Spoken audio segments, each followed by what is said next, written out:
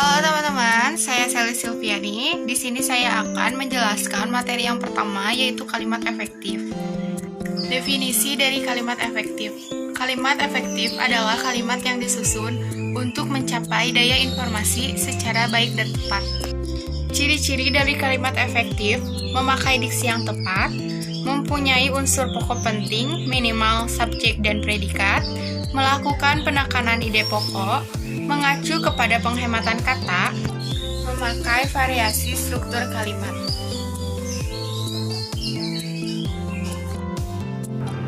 Halo teman-teman, perkenalkan nama saya Ajeng Karenawati. Saya akan melanjutkan materi pembahasan yang barusan dijelaskan oleh teman saya, yaitu mengenai kalimat efektif. Kalimat efektif itu sendiri memiliki syarat-syarat, yaitu adanya kesepadanan, kehematan, keparalelan, kelogisan, dan juga variasi. Nah, yang pertama itu adalah kesepadanan.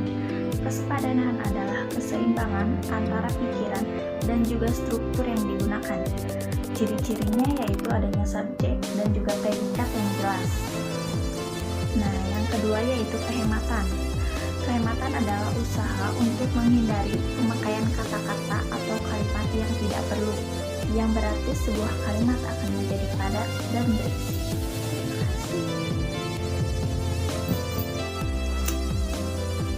Halo teman-teman, saya Nurlela dari J8. Kali ini saya akan melanjutkan pembahasan materi yang disampaikan oleh teman saya, yaitu Ajeng Karenawati. Yang kali ini saya akan membahas tentang keparalelan, kelogisan, ketegasan, dan variasi. Apa ya sih yang dimaksud keparalelan? Keparalelan yaitu kesamaan dalam bentuk kalimat. Maksudnya, jika kalimat pertama berbentuk verbal, maka kalimat kedua pun harus berbentuk verbal. Kedua, kelogisan. Kalimat yang dapat diterima oleh akal dan penulisannya harus sesuai dengan ejaan yang benar. Ketiga, ketegasan. Untuk mencapai ketegasan dalam suatu penulisan harus diperhatikan posisi yang di bagian utamanya. Keempat, variasi. Untuk mencapai kalimat yang tidak monoton dan majemuk, diperlukannya adanya variasi. Terima kasih.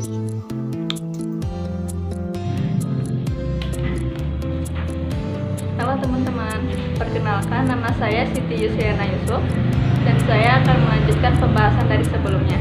Sekarang kita akan membahas tentang menyimak. Menyimak merupakan kegiatan meresepsi, mengolah, dan menginterpretasikan suatu permasalahan yang melibatkan panca indera seseorang. Ada 3 keterampilan dalam menyimak, yaitu yang pertama berbicara, yang kedua membaca, dan yang ketiga yaitu menulis. Beberapa pengertian menyimak dikemukakan oleh beberapa ahli. Salah satunya adalah oleh Russell pada tahun 1959. Menyimak dapat mendengarkan dengan penuh pengertian dan perhatian serta apresiasi. Tujuannya adalah untuk belajar, untuk memecahkan masalah, dan untuk mengevaluasi. Selanjutnya yaitu adalah proses menyimak. Ada 5 ya teman-teman. Yang pertama itu adalah mendengarkan, yang kedua adalah memahami, yang ketiga itu menginterpretasi, yang keempat evaluasi, dan yang terakhir adalah menanggapi.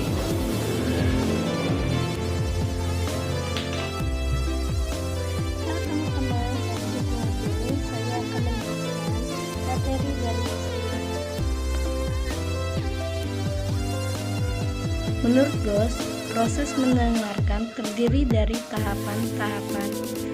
Yang pertama yaitu menerima. Proses mendengarkan diawali dengan menerima pesan verbal maupun non-verbal, seperti ekspresi wajah, bahasa isyarat. Yang kedua yaitu memahami.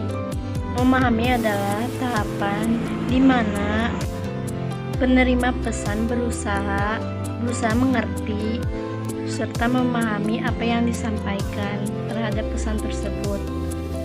Yang ketiga yaitu mengingat.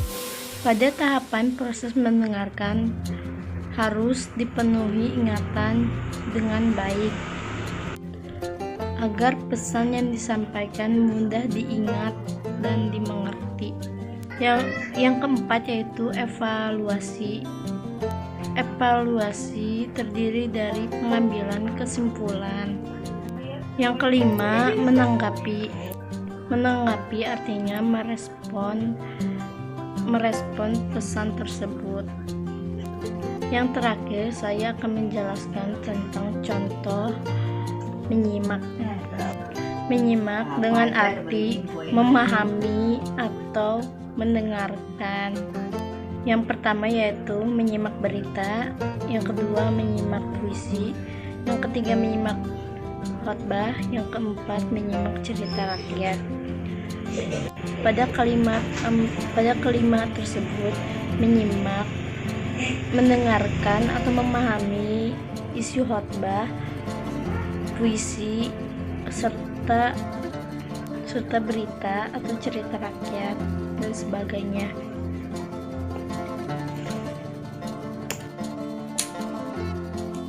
Hai, perkenalkan, nama saya Raisa Soraya dari kelas J8.